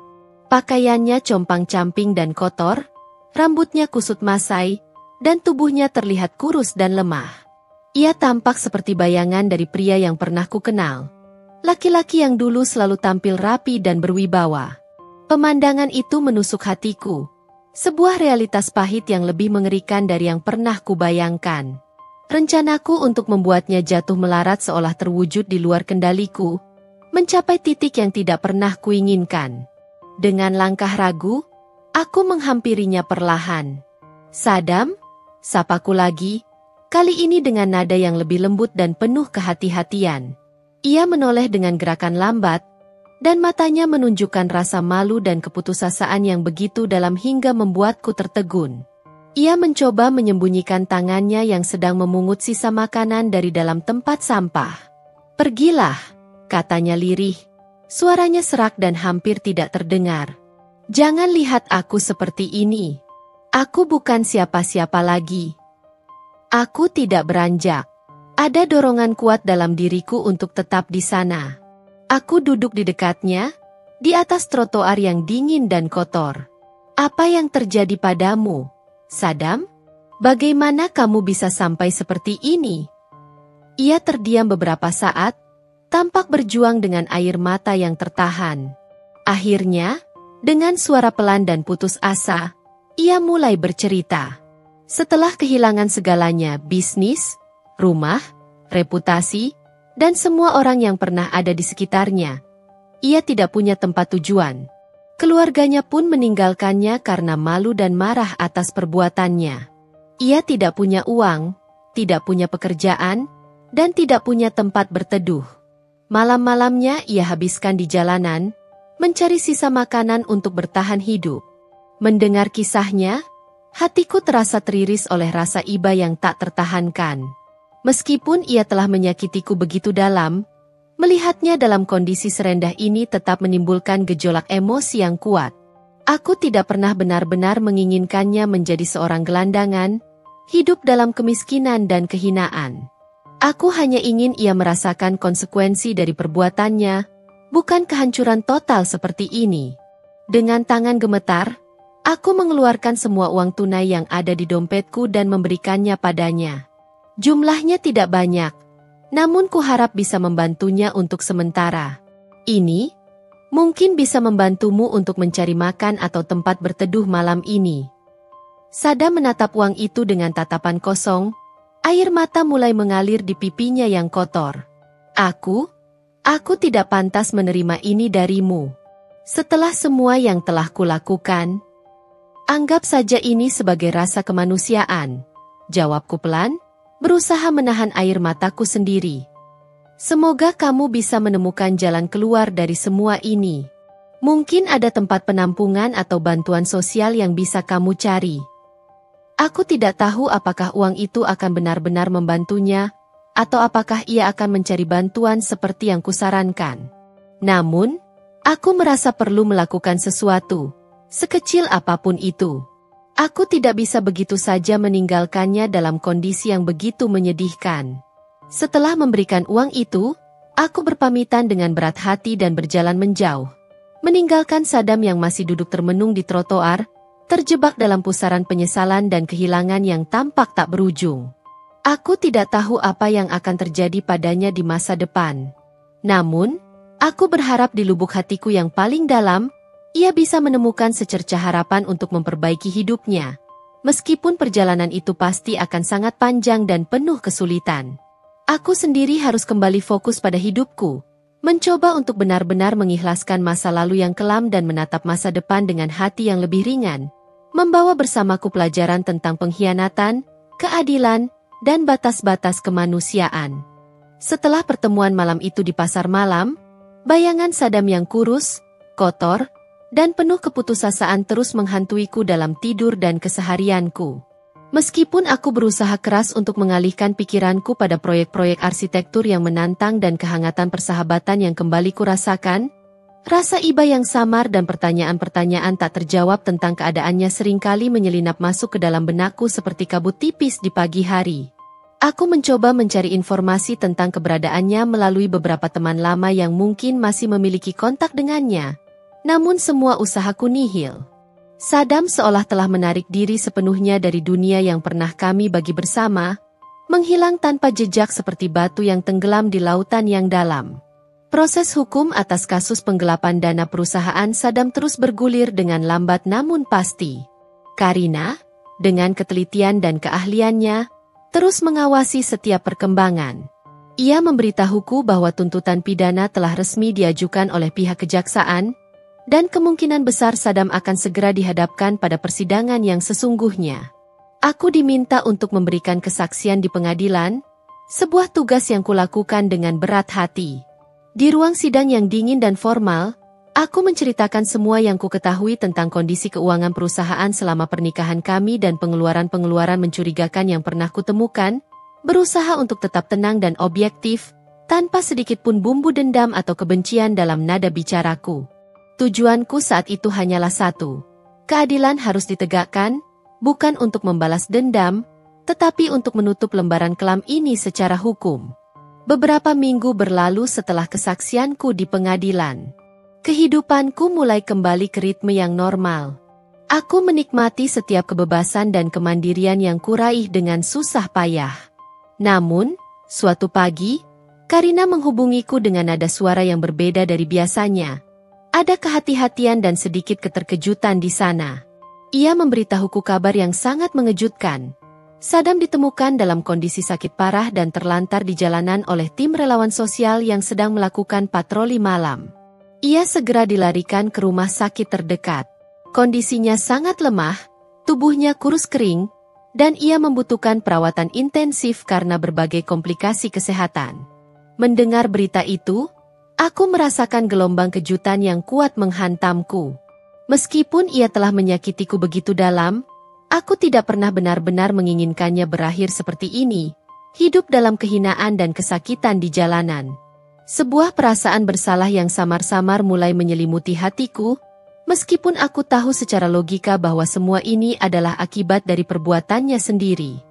Apakah tindakanku untuk menuntut keadilan secara tidak langsung telah membuatnya jatuh hingga serendah ini? Pertanyaan itu terus berputar di benakku seperti kaset rusak. Karina, yang memahami pergolakan emosiku, dengan lembut menyarankanku untuk tidak merasa bertanggung jawab atas nasib Saddam. Ia menekankan bahwa setiap orang bertanggung jawab atas pilihan dan konsekuensi dari tindakan mereka sendiri. Saddam telah membuat serangkaian keputusan buruk yang akhirnya membawanya pada titik ini. Namun, kata-kata bijak Karina tidak sepenuhnya mampu meredakan gejolak dalam diriku. Meskipun ia telah mengkhianatiku, ia pernah menjadi bagian penting dalam perjalanan hidupku. Kami pernah berbagi mimpi, tawa, dan membangun sebuah rumah tangga, meskipun fondasinya ternyata rapuh. Melihatnya berakhir dalam kesendirian dan penderitaan terasa begitu tragis. Sebuah akhir yang terlalu pahit bahkan untuk seorang pengkhianat. Setelah bergelut dengan pikiranku selama beberapa hari, aku akhirnya memutuskan untuk menjenguk Saddam di rumah sakit. Aku tidak tahu apa yang akan kukatakan padanya. Atau apakah ia bahkan masih mengenalku setelah sekian lama dan dalam kondisi yang begitu memprihatinkan. Namun, ada dorongan kuat dalam diriku, sebuah rasa tanggung jawab moral atau mungkin sisa-sisa empati, yang membuatku merasa perlu melihatnya untuk terakhir kali, memberikan penghormatan terakhir pada babak hidup yang pernah kami jalani bersama. Saat aku tiba di depan kamar rawat inapnya, aku menarik napas dalam-dalam sebelum membuka pintu. Pemandangan di dalam ruangan membuat hatiku mencelos. Saddam terbaring lemah di ranjang rumah sakit. Tubuhnya kurus dan pucat. Matanya terpejam rapat, dan wajahnya tampak begitu rapuh dan tanpa daya. Aku duduk perlahan di kursi di samping tempat tidurnya dan mengamatinya dalam diam. Tiba-tiba, kenangan tentang masa-masa indah kami bersama menyeruak masuk ke dalam benakku seperti film hitam putih yang diputar kembali. Aku ingat senyumnya yang dulu begitu menawan, tawanya yang renyah, dan semua janji-janji yang pernah ia ucapkan dengan penuh semangat. Kontras antara kenangan itu dan realitas di depanku begitu menyakitkan. Perlahan, kelopak matanya bergerak dan terbuka. Ia menatapku dengan tatapan kosong dan sayu, seolah tidak mengenali siapapun. Kemudian, setelah beberapa saat, tatapannya sedikit memfokus dan menunjukkan sedikit keterkejutan yang lemah. Kamu datang? Suaranya sangat lemah, nyaris seperti bisikan yang tertahan. Aku mengangguk pelan, mencoba tersenyum meskipun air mata mulai menggenang di pelupuk mataku. Bagaimana kabarmu, Saddam? Ia tersenyum tipis, senyuman yang tidak lagi memiliki kehangatan seperti dulu. Aku tidak tahu. Mungkin ini akhir dari segalanya. Aku sudah terlalu lelah.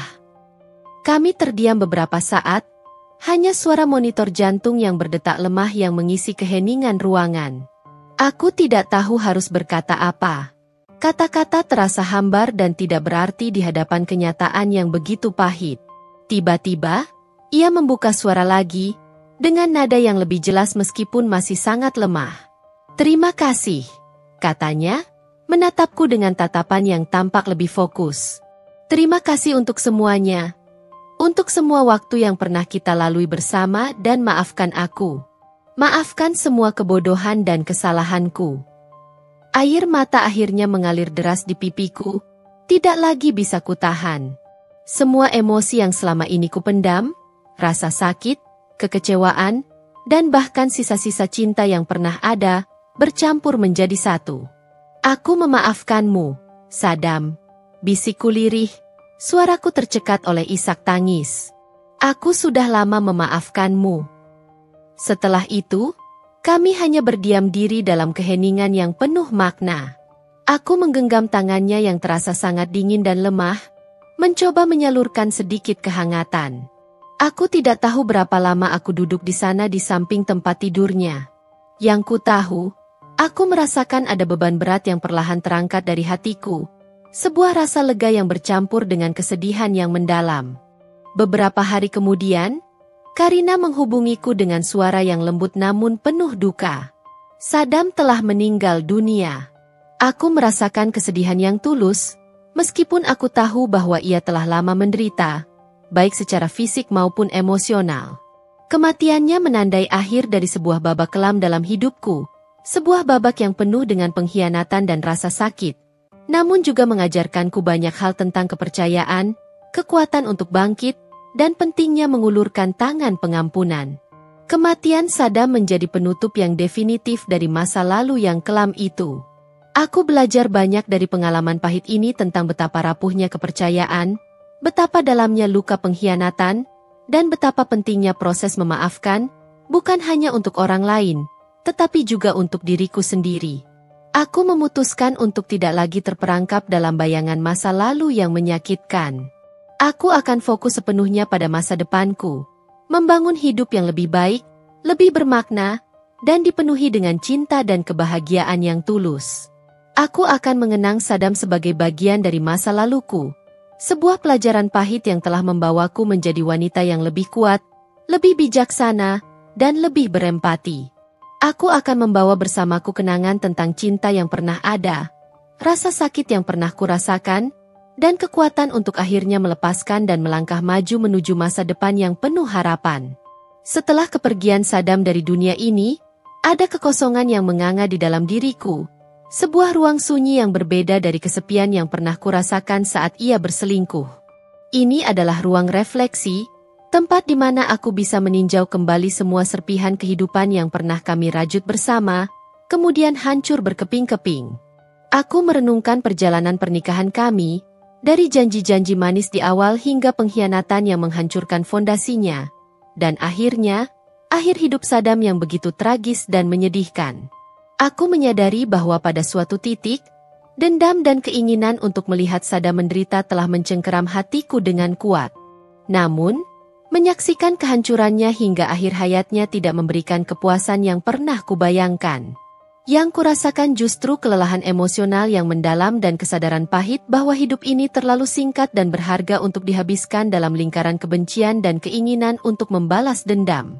Proses hukum terkait kasus penggelapan dana perusahaan Saddam terus berjalan, meskipun ia telah meninggal dunia. Karina, dengan profesionalisme dan dedikasinya, terus mengurus semua detailnya. Pada akhirnya, pengadilan memutuskan sesuai dengan bukti-bukti yang telah diajukan. Meskipun Saddam tidak lagi bisa mempertanggungjawabkan perbuatannya secara langsung di dunia ini, keadilan tetap menemukan jalannya, memberikan penutupan hukum atas babak kelam ini. Aku sendiri perlahan mulai merajut kembali serpihan hatiku yang terluka, dan membangun kembali kehidupanku dengan fokus yang lebih mendalam pada diriku sendiri.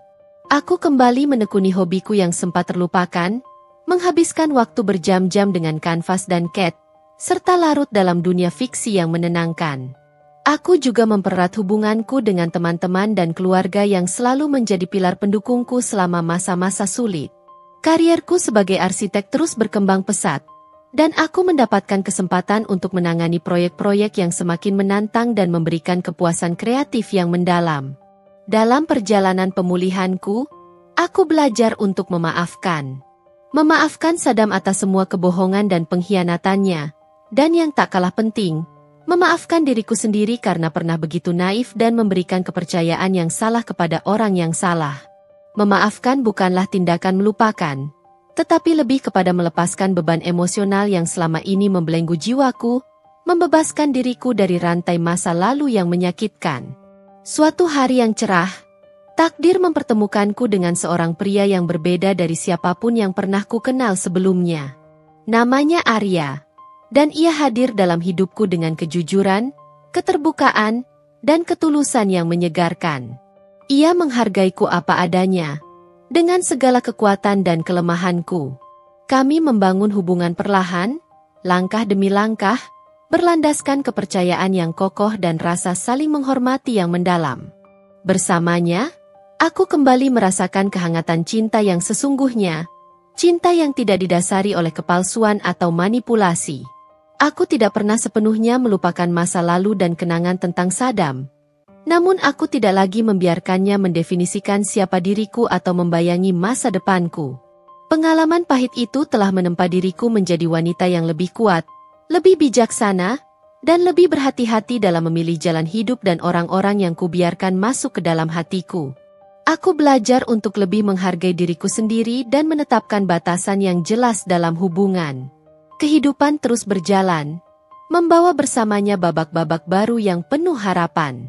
Aku membangun rumah tangga yang bahagia bersama Arya, dikelilingi oleh cinta dan pengertian. Aku memiliki keluarga yang selalu mendukung setiap langkahku dan teman-teman yang selalu ada untuk berbagi suka dan duka. Kedamaian yang hakiki akhirnya kuraih, sebuah ketenangan jiwa yang tidak bisa dirampas oleh siapapun atau bayangan masa lalu manapun. Terkadang, di tengah kesibukan dan kebahagiaan hidupku, aku masih teringat pada Saddam. Tidak ada lagi amarah atau dendam yang kurasakan saat mengingatnya. Yang tersisa hanyalah kesedihan yang samar atas akhir hidupnya yang tragis dan harapan tulus bahwa ia telah menemukan kedamaian di alam sana. Aku menyadari bahwa meskipun pernah ada keinginan kuat dalam diriku untuk melihatnya jatuh melarat dan menjadi gelandangan sebagai balasan atas perbuatannya, kenyataannya, kehancurannya datang dari pilihan-pilihannya sendiri. Aku hanyalah katalisator yang mempercepat proses itu, membuka tabir kebohongannya dan menuntut keadilan. Pada akhirnya, aku percaya bahwa karma memang memiliki cara kerjanya sendiri yang misterius namun adil. Aku memilih untuk sepenuhnya fokus pada masa depanku yang cerah, membangun kehidupan yang dipenuhi dengan cinta yang tulus, kebahagiaan yang sederhana, dan kedamaian yang abadi.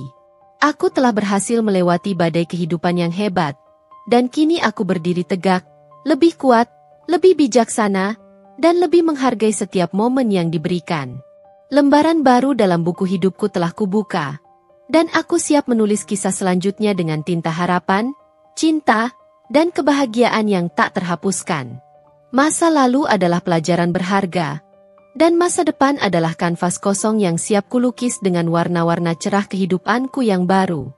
Bertahun-tahun telah berlalu sejak badai dahsyat yang diakibatkan oleh pengkhianatan Saddam merobek kanvas kehidupanku. Waktu, dengan keajaiban penyembuhannya yang tak terburu-buru, perlahan tapi pasti telah memudarkan jejak luka yang dulu menganga di hatiku. Aku kini berdiri tegak, seorang wanita yang ditempa oleh kesulitan, lebih kuat dari yang pernah kubayangkan, lebih mandiri dalam setiap aspek kehidupanku, dan lebih bijaksana dalam memahami kompleksitas hubungan manusia. Kehidupan yang kubangun kembali bersama Arya adalah sebuah oase kedamaian, dipenuhi dengan kehangatan kejujuran yang tak tergoyahkan dan cinta yang tulus tanpa kepalsuan, sebuah kontras yang begitu mencolok dengan labirin kebohongan yang pernah mengurungku. Karierku sebagai arsitek terus menanjak, membawa bersamanya serangkaian tantangan baru yang memicu kreativitas dan pencapaian-pencapaian yang memberikan kepuasan mendalam. Aku menemukan ketenangan dan kegembiraan dalam menciptakan ruang-ruang yang tidak hanya indah secara estetika tetapi juga fungsional dan memberikan kenyamanan bagi penggunanya. Sebuah metafora yang indah untuk proses membangun kembali hidupku sendiri dari reruntuhan masa lalu yang menyakitkan. Lingkaran pertemananku semakin erat dan solid, diisi oleh orang-orang yang benar-benar memahami dan mendukungku tanpa syarat. Dukungan tanpa pamrih dari keluargaku menjadi jangkar yang tak ternilai harganya, memberikan rasa aman dan cinta yang tak pernah pudar. Kenangan tentang Saddam tidak lagi menyengat dengan rasa sakit. Ia telah menjelma menjadi bagian dari masa lalu yang kuterima sebagai sebuah pelajaran hidup yang berharga, meskipun diperoleh dengan harga yang mahal. Aku tidak lagi merasakan bara amarah atau dendam yang dulu membakar hatiku setiap kali mengingatnya. Yang kurasakan kini adalah kesedihan yang samar namun tulus atas jalan hidup yang ia pilih dan akhir yang tragis yang ia alami dalam kesendirian dan keterpurukan. Aku telah benar-benar mengampuninya, bukan semata-mata untuk membebaskannya dari kesalahannya, tetapi lebih untuk membebaskan diriku sendiri dari belenggu emosi negatif yang selama ini mengikatku pada masa lalu yang kelam. Aku menyadari dengan kejernihan pikiran bahwa rencanaku yang sempat dirasuki amarah, untuk melihatnya jatuh melarat, dan menjadi gelandangan tidak pernah benar-benar menjadi tujuanku yang sebenarnya. Yang kuinginkan hanyalah keadilan ditegakkan atas pengkhianatan dan kebohongan yang telah ia lakukan, dan agar ia merasakan konsekuensi dari perbuatannya. Kehancuran yang akhirnya ia alami jauh melampaui batas-batas pembalasan yang pernah terlintas dalam benakku. Sebuah pengingat pahit bahwa setiap tindakan, baik maupun buruk, akan menghasilkan akibatnya sendiri, seringkali dengan cara yang tak terduga. Kehidupan, dengan kemurahan hatinya, telah memberiku kesempatan kedua, sebuah awal yang baru yang kuraih dengan hati yang lebih terbuka terhadap cinta dan harapan. Aku belajar dari masa lalu untuk lebih berhati-hati dalam memberikan kepercayaan kepada orang lain, untuk lebih menghargai nilai diriku sendiri, dan untuk membangun hubungan yang didasari oleh fondasi kejujuran yang kokoh dan rasa saling menghormati yang mendalam. Melihat ke belakang, menapaki jejak-jejak perjalanan hidupku, aku menyadari betapa pengalaman pahit itu telah menempa diriku menjadi wanita yang jauh lebih tangguh dan resilien. Aku belajar tentang kekuatan luar biasa yang tersembunyi dalam diri untuk bangkit dari keterpurukan yang paling dalam, tentang pentingnya proses pengampunan dalam menyembuhkan luka batin, dan tentang betapa indahnya menemukan cinta yang tulus dan abadi setelah melewati badai kehidupan yang menguji. Kisahku ini mungkin dapat menjadi secercah harapan dan pengingat yang kuat bagi siapapun yang pernah mengalami pengkhianatan dan rasa sakit yang serupa. Bahwa meskipun luka hati terasa begitu dalam dan menganga, penyembuhan adalah sebuah kemungkinan yang nyata. Bahwa keadilan, meskipun terkadang membutuhkan waktu untuk terwujud, pada akhirnya akan menemukan jalannya. Dan yang terpenting, bahwa setiap akhir yang terasa pahit dan menghancurkan dapat menjadi permulaan dari sesuatu yang jauh lebih indah, lebih bermakna, dan dipenuhi dengan harapan yang tak terbatas. Aku kini menjalani hidup dengan hati yang damai dan tentram, memandang masa depan dengan keyakinan dan optimisme yang tak tergoyahkan. Jejak-jejak luka masa lalu tetap ada, bukan sebagai belenggu yang menghantuiku, melainkan sebagai pengingat akan kekuatan dan ketahanan yang tersembunyi dalam diriku. Aku telah berhasil menutup babak kelam itu dengan keberanian dan keikhlasan, dan dengan langkah yang mantap dan penuh percaya diri, aku terus menulis kisah hidupku yang baru, dipenuhi dengan cinta yang abadi, kebahagiaan yang sederhana namun mendalam, dan kedamaian yang akhirnya kurai setelah melewati badai. Indahnya awal yang baru ini adalah bukti nyata bahwa setelah kegelapan yang pekat pasti akan muncul cahaya yang menerangi, dan setelah badai yang dahsyat pasti akan hadir pelangi yang memukau, menjanjikan harapan dan keindahan di setiap sudut kehidupan. Masa lalu adalah guru yang bijaksana, dan masa depan adalah kanvas kosong yang siap kulukis dengan warna-warna cerah dan ceria dari simfoni kehidupanku yang baru dan penuh harapan. Seiring berjalannya waktu, tahun-tahun bergulir seperti sungai yang mengalir menuju muara kedamaian.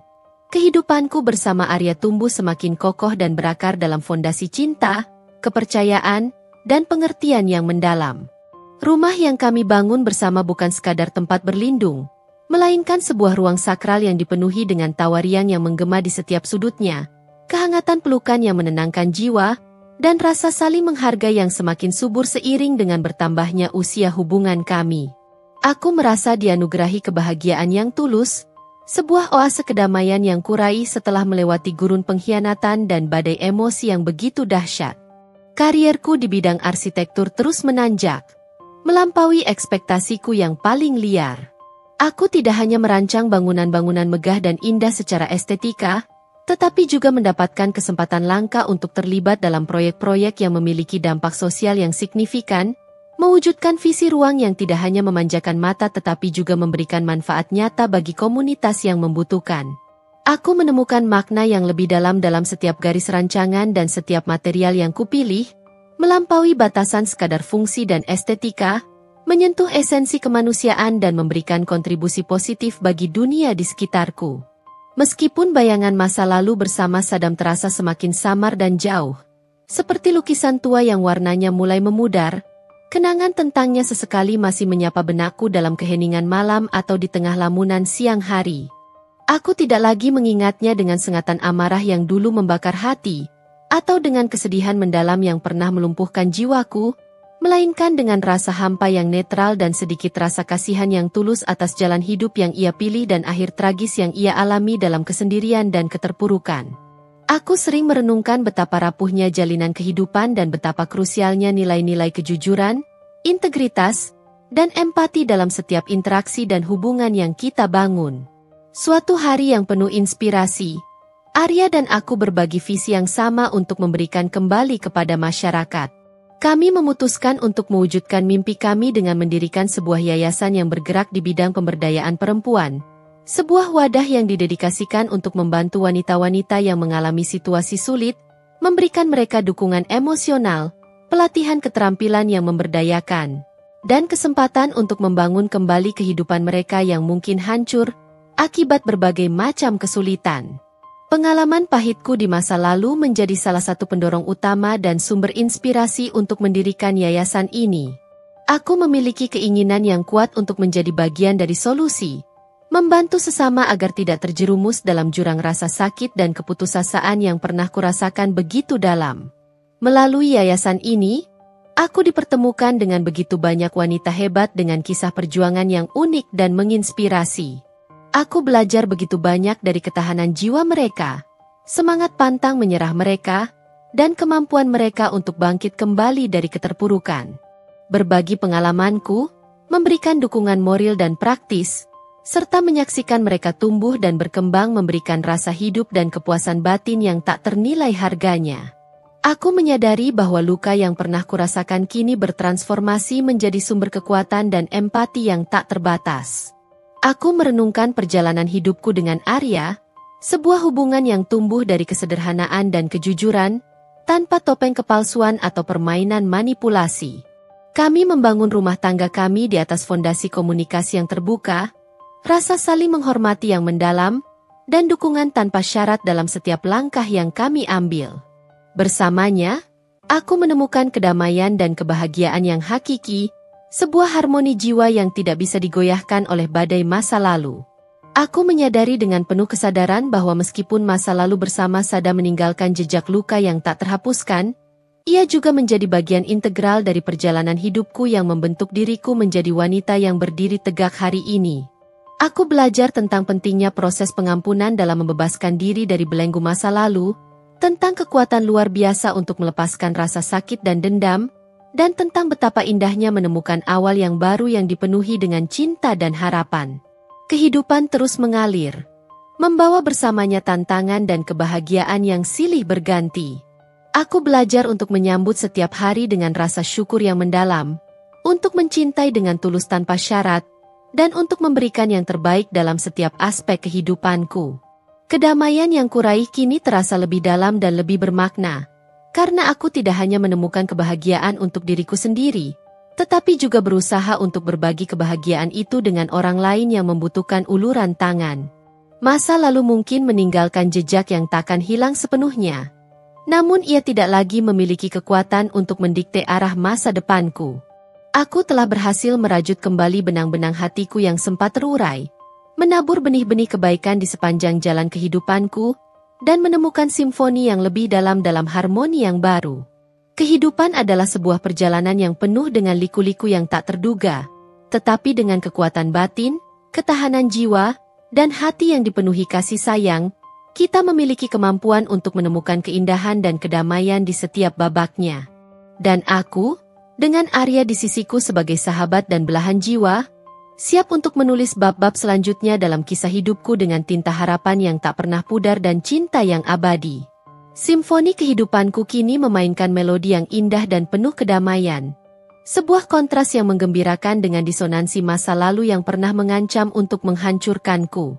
Waktu terus bergulir, membawa bersamanya musim-musim kehidupan yang silih berganti. Kehidupanku bersama Arya semakin dalam dan bermakna, diwarnai oleh tawa anak-anak yang memenuhi rumah dengan kehangatan dan cinta yang tak pernah pudar. Aku merasa lengkap, dikelilingi oleh keluarga yang menjadi pelabuhan hatiku. Karierku di bidang arsitektur mencapai puncak yang tak pernah kubayangkan. Proyek-proyek yang kuangani kini dikenal luas, bukan hanya karena keindahan desainnya, tetapi juga karena filosofi yang kuusung, menciptakan ruang yang memberdayakan dan menginspirasi kehidupan. Aku merasa bersyukur bisa berkontribusi pada dunia dengan cara yang kucintai. Yayasan Pemberdayaan Perempuan yang kubangun bersama Arya terus berkembang pesat, menjangkau semakin banyak wanita yang membutuhkan uluran tangan. Melihat mereka bangkit, meraih kemandirian, dan menemukan kembali harapan dalam hidup mereka memberikan kepuasan yang tak ternilai harganya. Aku menyadari bahwa luka masa lalu tidak hanya mengajarkanku tentang kekuatan diri, tetapi juga tentang pentingnya berbagi kekuatan itu dengan orang lain.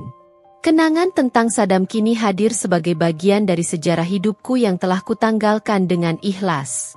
Tidak ada lagi rasa sakit atau dendam yang mengiringinya.